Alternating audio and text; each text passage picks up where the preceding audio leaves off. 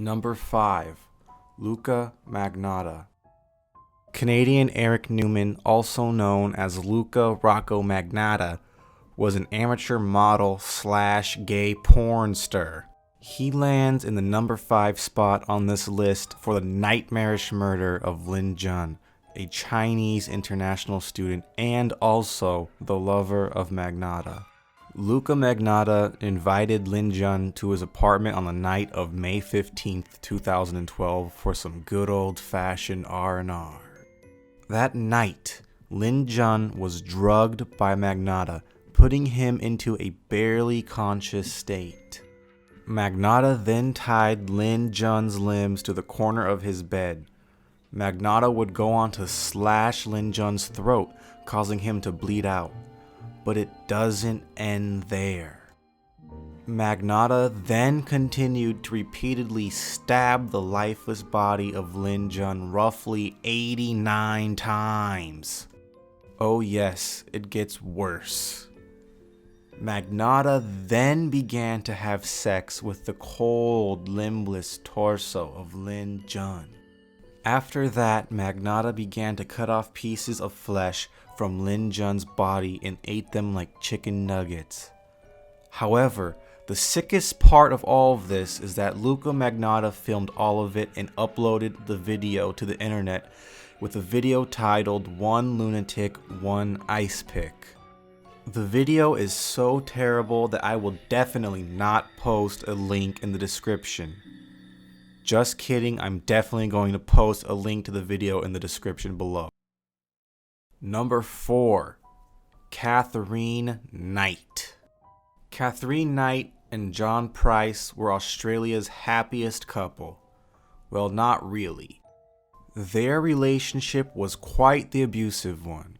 However, John was the one being abused. It was so bad that Catherine would end up stabbing John in the chest, but not killing him. Fearing for his own safety, John ended up kicking Catherine out of his house and even got a restraining order against her. At work, John told his coworkers that if he did not arrive to work the next day, it would be because Catherine had killed him. His coworkers begged him to not go home and to just report it, but John feared that if he did not go home, Catherine would kill his 3 kids. Upon his arrival at home, Catherine was nowhere in sight, and neither were his kids. It turns out that Catherine had sent the kids to go sleep over at a friend's house for the night. Later that night, while John Price was sleeping in his bed, the front door opened and walked in Catherine Knight. She sat down to watch TV for a couple minutes before she would get up to go take a shower. After the shower, Catherine went into John's room and woke him for some bang time. After they banged, John fell back asleep as if it were all a dream. A good dream. It was the next morning around 6 a.m. and there was something wrong. John had not arrived at work. Being concerned, John's boss sent a coworker to check on John at his house. Upon arriving at John's house, the coworker is met with a neighbor that was concerned that John's car was still in the driveway. The coworker and the neighbor knocked on John's bedroom window to see if they could wake him. They then went to the front door and quickly noticed blood all over the door, so they called the police. When the police arrived, they broke down the door and found John's mutilated body and Catherine nearby in a coma-like state from taking a large number of pills. It turns out that Catherine had stabbed John in his sleep. He got up in a panic, ran outside, then was dragged back into the hallway where he bled out. She then continued to stab him around 37 times with a big-ass Crocodile Dundee knife. A few hours after John died, Catherine Knight continued to skin his body, then hung him from a meat hook. She then decapitated him and cooked his head and body parts into various meals and set them on the dining room table with nameplates next to each dish with the names of John's kids on them. It turns out that she had planned to feed John Price to his own kids, but thankfully the police arrived before that would become a reality. John's head would later be found stewing in a pot of vegetables. Strangely, there was also another meal made out of John, found in the backyard for unknown reasons. Police suspected that the meal was the one that Catherine had planned on eating. When Catherine came back to her normal conscious state, she claimed to have no recollection of this murder. Number 3. Andrei Chikatilo, also known as the Butcher of Rostov, the Red Ripper, and the Rostov Ripper. He was a Soviet killer who sexually assaulted, mutilated, and killed a minimum of 52 women and children from the years 1978 to 1990.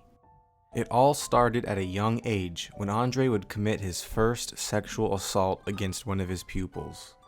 A young girl was out for a swim while Andrei sneakily swam up behind her like the shark from Jaws and sexually attacked her, grabbing her breasts and genitalia. Andrei ended up releasing his sperm valve while the young girl was trying to escape. It was after this incident that Andrei gained a new sexual violent thrill. Soon after, Andrei was caught by his teacher cranking his shaft in front of his fellow students. But it wasn't until 1978 when Andrei would commit his first documented murder. Andrei lured a 9-year-old girl into an old abandoned house and attempted to rape her, but he could not get a hard-on. The girl struggled and tried to get away. In the struggle, Andrei stabbed her 3 times in the stomach. While stabbing her, Andrei reached sexual satisfaction. After this, Andrei would continue to commit dozens and dozens of murders in a similar fashion. Whoa, that rhymed. Number 2. Jeffrey Dahmer.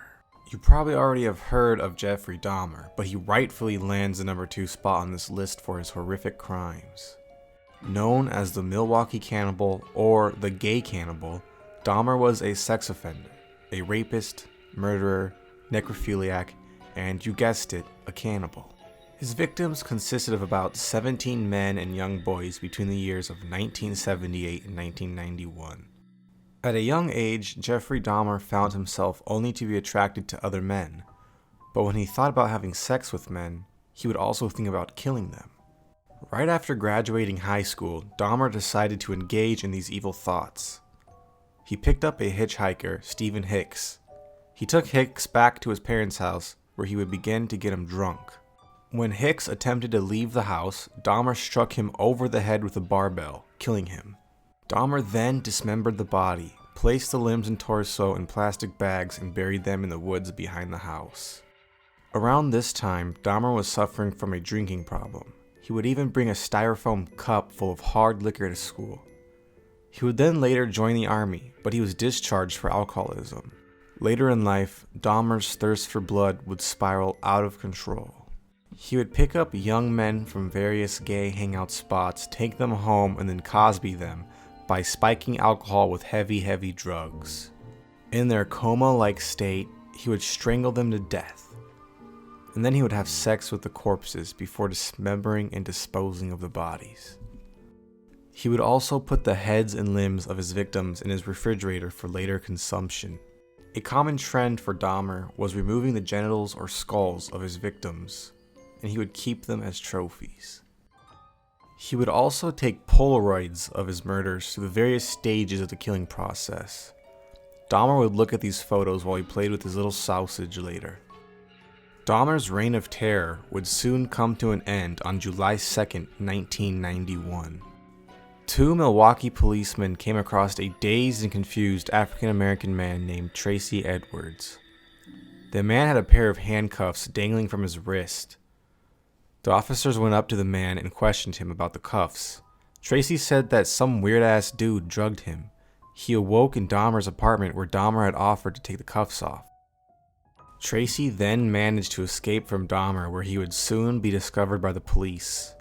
He then pointed the police in the direction of Dahmer's apartment, where they discovered the photos, the bodies, the limbs, and the heads in the fridge. And Dahmer himself, of course. And it was on that day where Jeffrey Dahmer's killing spree would be over. Last but not least, Leatherface himself, Ed Gein. Edward Theodore Gein was one of the most disturbing American killers to have ever lived so far. A real-life Norman Bates, Gein was obsessed with his mother. He pretty much devoted his life to his mother and would do anything to please her. When Gein's mother died, his mental health spiraled out of control. He began grave robbing and kept the corpse's body parts as trophies. To Gein, grave robbing wasn't good enough. He needed more. He then went on to kill 2 women in 1957. Gein practiced necrophilia and human taxidermy with their bodies. What makes Ed Gein so terrifying is what he did with the corpses of his victims.